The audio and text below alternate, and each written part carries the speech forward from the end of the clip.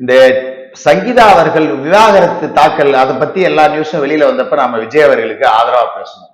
ஏன்னா பர்சனலுக்கும் அரசியலுக்கும் சம்பந்தம் கிடையாது, பர்சனல்லாம் இழுக்கக்கூடாது, திமுக காரனோட பர்சனல் எடுத்தா நாரி நாட்டம் எடுத்து போயிடும் அப்படின்னு சொல்லிட்டு கருணாநிதியோட இந்த ராசாத்தி அம்மாள் கதையிலிருந்து பால்டாயில் கதையிலிருந்து பத்திமா பாபு கதை வரைக்கும் நம்ம தான் எடுத்து பேசணும்.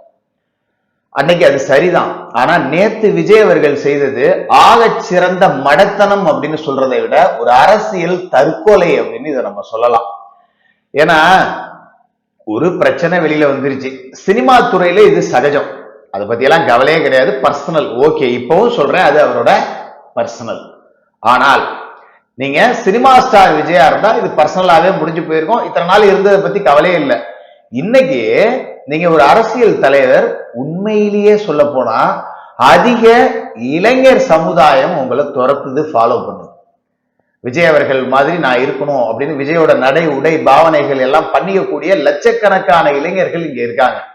நீங்க பொது வாழ்க்கை அப்படின்னு வந்த பிறகு அவர்களுக்கு என்ன மாதிரியான ஒரு எடுத்துக்காட்டா நீங்க இருக்கணும். இதை வேணா நம்ம முட்டு வேணா இப்படி கொடுத்துக்கலாம்.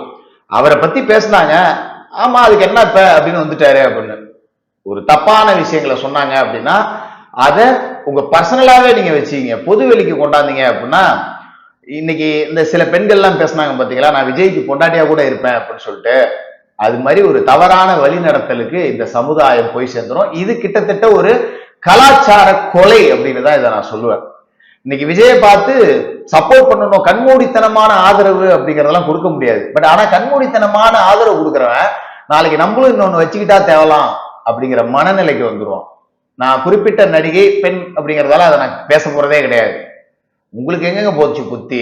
அவங்களுக்கு குடும்பம் இல்லை, உங்களுக்கு குடும்பம் இருக்கு, அழகான 2 பிள்ளைங்க இருக்கு. நீங்க இதை யாரோட மனநிலை இருந்து தெரியுங்களா பார்க்கணும்? சங்கீதா அவர்களோட மனநிலையை அப்படியே ஓரம் கட்டிருங்க.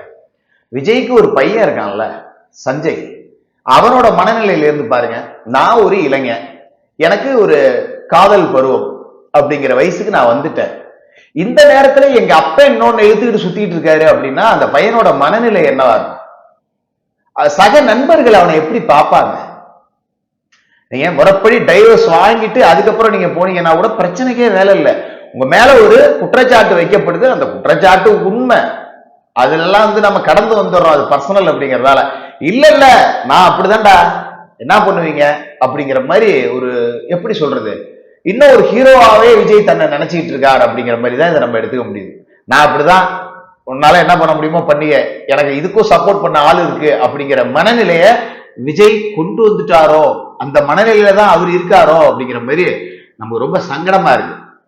2வது, இந்த டிவியில விஜய் அவர்களை பார்த்து ரசிச்சு பிடிச்சு போன இன்னைக்கு இளைய சமுதாயம், எங்க தளபதிடா, எங்க தளபதிக்கு தானே எங்க ஓட்டு அப்படிங்கிற இளைஞர்கள் வேணா இதை பார்த்துட்டு சரி இதெல்லாம் ஒரு மேட்டரா விடு, நம்ம தளபதிக்கு ஓட்டு போடுவோம் அப்படிங்கிற மாதிரி பாதி பேர் போலாம். ஆனா இத அப்படியே கிராமப்புறத்துக்கு எடுத்துட்டு போயிட்டீங்கன்னு வச்சுங்களேன், காரி துப்பிடுவாங்க பெண்கள். ஏன்னா இவெல்லாம் ஒரு மனுஷனா, நான் கூட நல்லவன் நினைச்சு இவனுக்கு ஓட்டு போடலான் இருந்தேன், இவனடா இப்படி இருக்கான், இப்படிதான் வரும், நிச்சயமா இப்படிதான் வரும். களத்துல வேலை செய்யற டிவிகே தொண்டர்களுக்கு தெரியும், சே என்னடா இப்படி பண்ணிவிட்டாப்ல நம்ம ஆளுன்னு உள்ளுக்குள்ள குமுறிக்கிட்டு இருப்பான். வெளியில திட்ட முடியாது, அவன் தலைவனா ஏத்துக்கிட்டான், என்ன பண்றது, வெளியில திட்ட முடியாது. ஆனா உள்ளுக்குள்ள அவனுக்கு எப்படி இருக்கும், சுருக்குன்னு இருக்கும். டிவிகே தொண்டர்கள் பெத்த தாய்கிட்ட போய் இன்னைக்கு இந்த விவகாரம் சரின்னு பேசிட முடியுமா? உங்க ஒப்பம் இப்படி போனா நீ ஒத்துப்பியாடான்னு அடுத்த கேள்வி கேட்கும் அந்த பெண்மணி, அந்த தாயார். அப்படிப்பட்ட ஒரு வேலையை விஜய் செஞ்சிருக்கார். ரைட்டு, இலைமறைக்காயா இருந்துட்டு போய் தொலைங்க. கருணாநிதி கழுவி ஊத்துறதுக்கு காரணம் என்ன? அரசியலுக்கு வந்த பிறகு இந்த மாதிரி வேலைகள் பார்த்ததுதான். நீங்க அரசியலுக்கு வராதுக்கு முன்னாடி எப்படி வேணாலும் இருந்துட்டு போங்க, அரசியலுக்கு வந்துட்டீங்க, உங்களை தலைவரா ஒரு கூட்டம் ஏத்துக்குச்சு. நீங்க இளைஞர்களோட நம்பிக்கை அப்படின்னு சொல்றீங்க, கிட்டத்தட்ட அது உண்மையும் கூட. பட் அந்த நம்பிக்கையை கொலை செய்யக்கூடிய வேலைகள், சிதைக்கக்கூடிய வேலைகள் அப்படிங்கிறத செய்ய முடியாதுல்ல. இப்ப விஜயோட ரசிகர்கள் பாத்தீங்கன்னா இப்ப ஒரு அதிகபட்சம் திருமணம் ஆகாத இளைஞர்கள் தான் இருப்பாங்க. இப்பதான் காலேஜ்ல படிச்சுட்டு இருப்பான், முதல் தலைமுறை வாக்காளனா இருப்பான், படிச்சு முடிச்சுட்டு 2nd இயர் 3rd இயர் போயிருப்பான், இல்ல பிஜி படிப்பான், இல்ல வேலைக்கு போயிட்டு இருப்பான், வேலை தேடிக்கிட்டு இருப்பான், வேலை கிடைச்சு பொண்ணு பார்த்துக்கிட்டு இருப்பான். இவர்களோட பெற்றோர்கள் இந்த மாதிரி சுத்தினா அவனோட மனநிலை என்னவா இருக்கும்? இதை நம்ம அப்படிதான் அணுகணும், வேற வழியே கிடையாது. அதுதான் அந்த இளைஞன் விஜயோட மகன் சஞ்சயோட மனநிலையா இது இருக்கும். அந்த சங்கீதா அப்படிங்கிற டாபிக்கே வரல. இவ்வளவு நாள் இல்லாம அது இப்ப வெளியில வந்திருக்கு அப்படின்னா இதுக்கு பின்னாடி கண்டிப்பா திமுகவோட சதி இருக்கு அப்படிங்கறத நான் ஆணித்தரமா நம்புறேன். பட் நீங்க என்ன செஞ்சிருக்கீங்க மிஸ்டர் விஜய்? இப்ப திமுக காரன் உங்களை வந்து எப்ப கழுவுல ஏத்தலான்னு காத்துக்கிட்டு இருக்கான் அப்படின்னா நீங்களாவே கொண்டாந்து தலையை கொடுக்குறீங்க. வெக்கமா இல்லையா இது உங்களுக்கு? ரெண்டாவது, இன்னைக்கு பெண்கள் ஓட்டு அப்படின்னு தமிழ்நாட்டில் எடுத்துக்கிட்டாலே மறைந்த முதல்வர் ஜெயலலிதா அம்மா இருக்கிற வரைக்கும் அதிமுகவுக்கு தான் பெண்கள் ஓட்டு. ஏன் கருணாநிதி குடும்பத்துக்கு ஓட்டு போடல அப்படின்னா இந்த மாதிரியான விவகாரங்கள் தான் பெண்களை பெருசா பாதிச்சது. சட்ட ஒழுங்கு லொட்டு லூசுக்கு எல்லாமே அப்புறம் அப்படின்னாலும் கூட ஜெயலலிதா அம்மாவுக்கு பெண் அப்படிங்கிற ஒரு பலம் இருந்துச்சு. அரசியலுக்கு வந்த பிறகு அம்மானு கூப்பிட்ட வார்த்தைக்கு நிதர்சனமா அவங்க தங்களை தகவல் அமைச்சுக்கிட்டாங்க. அது மாதிரி நீங்களும் அமைச்சுக்கோங்க. இந்த கருணாநிதிங்கிற பேரை கேட்டாலே கோபம் வந்ததுக்கு காரணம் கிராமப்புற பெண்களுக்கு ஆவா ஏகப்பட்ட புள்ளியப்பா ஏகப்பட்ட இடம்பா அப்படிப்பா இப்படிப்பான்னு சொல்லிட்டு பெண்கள் ஆபாசமா பேசுவாங்க. நீங்க கிராமத்துக்கு போனாலே கருணாநிதி அப்படின்னாலே ஒரு தீய சக்தி அப்படிங்கிறது மக்கள் மனசுலயே வந்துருச்சு. நீங்க சொன்னதாலேயோ அதிமுகவினர் சொன்னதாலேயோ இல்ல, மக்களே கருணாநிதியை தீய சக்தியா தான் பார்த்தாங்க. தூய சக்தின்னு சொல்ற நீங்க கருணாநிதி மாதிரியே இருந்துகிட்டு நான் தூய சக்தி அப்படின்னு சொன்னா எப்படி ஆயிட முடியும்? ஏத்துக்கவே முடியாது இல்ல. இத இங்க மனைவி துணைவி, இங்க என்ன அப்புறம்? அப்ப இது அவனுங்க எப்படி கள்ளக்காதல் பண்ணிட்டு திருமணம் கடந்த உறவு அப்படிங்கிறாங்க, நீங்களும் அதை நோக்கி போறீங்க அப்படிங்கிறப்ப அப்ப டிவிக்கு இன்னொரு திமுகவை தான் நம்மளால பார்க்க முடியும். கிராமப்புறத்துல மக்கள் அப்படித்தானே பார்ப்பாங்க. தமிழ்நாட்டுல எவ்வளவு நாகரிகம் அறிவியல் வளர்ந்தாலும் ஒருவனுக்கு ஒருத்தி அப்படிங்கிற கலாச்சாரம் இன்னும் உயிரோடு இருக்கு.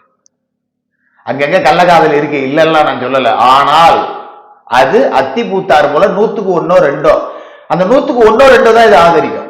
மீதி 98 எதிர்த்து போயிடுமே.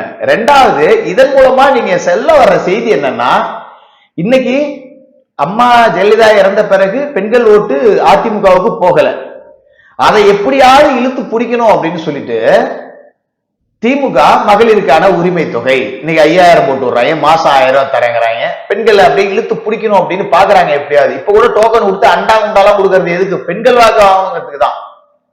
ஏன்? அம்மா ஜெயலலிதா இருந்த வரைக்கும் ஓட்டு போட்டவர்கள் கூவத்தூர் சம்பவத்துக்கு பிறகு சில வதந்திகள் எல்லாம் பரப்பப்பட்டுச்சு அங்க அப்படி இப்படின்னு, இதையெல்லாம் மக்கள் மனசுல போய் சேர்ந்துருச்சு. அதனாலதான் ஓட்டு போடல. இப்ப அந்த பெண்கள் திமுக இழுக்கலாங்கிற பட்சத்துல விஜய்னு ஒரு நபர் குறுக்க வந்தார். இந்த இளைய சமுதாயம் பெண்கள் எல்லாமே ஆமாப்பா அதிமுகவுக்கும் திமுகவுக்கும் ஓட்டு போட்டு சேச்சா மாத்தி போடுவோம்ப்பா அப்படிங்கிற மனநிலைக்கு விஜயை நோக்கி வந்தாங்க. கண்டிப்பா வந்தாங்க, அதுல மாற்று கருத்தே கிடையாது. இப்ப சீமானவர்களுக்கு ஏகப்பட்ட அலிகேஷன் இருந்தது, அதனால பெண்கள் வாக்கு பெருசாங்க போல இளைய சமுதாய வாக்கு போச்சு. இப்ப விஜய்க்கு தான் பெண்கள் ஓட்டு அப்படிங்கிறப்ப அது எனக்கு வேண்டாம், நீங்க திமுகவுக்கே போட்டுக்கங்கன்னு திமுகவோட பி டீம் மாதிரி தான் நேற்று செய்த வேலை அப்படிங்கிறத நம்மளால எடுத்துக்க முடியுது. அப்ப இது திமுகவுக்கு பி டீம் வேலை பார்க்குற மாதிரி தான் சத்தியமா என்னால எடுத்துக்க முடியும். கண்டிப்பா இதை தவிர்த்திருக்கணும். நம்ம மேல ஒரு அலிகேஷன் இருக்கு, இந்த இடத்துல நாம தவிர்த்தணும். ரெண்டாவது, டிவிகேவினர் முக்கியமா கவனிக்க வேண்டிய விஷயம் என்னன்னா, விஜய் அவர்கள் கட்சி தொடங்கி 2.5 வருஷத்துக்கு மேல ஆகுது.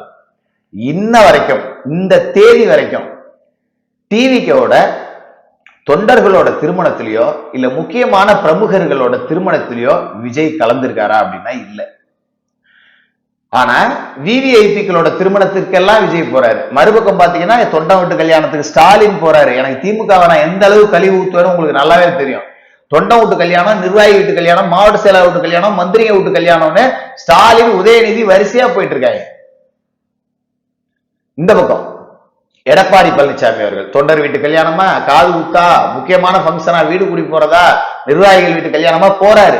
போக முடியாதவர்களை கூட மணமக்களை நேரா வீட்டுக்கே வர வச்சு வாழ்த்து சொல்றாங்க, புகைப்படம் எடுத்துக்கிறாங்க.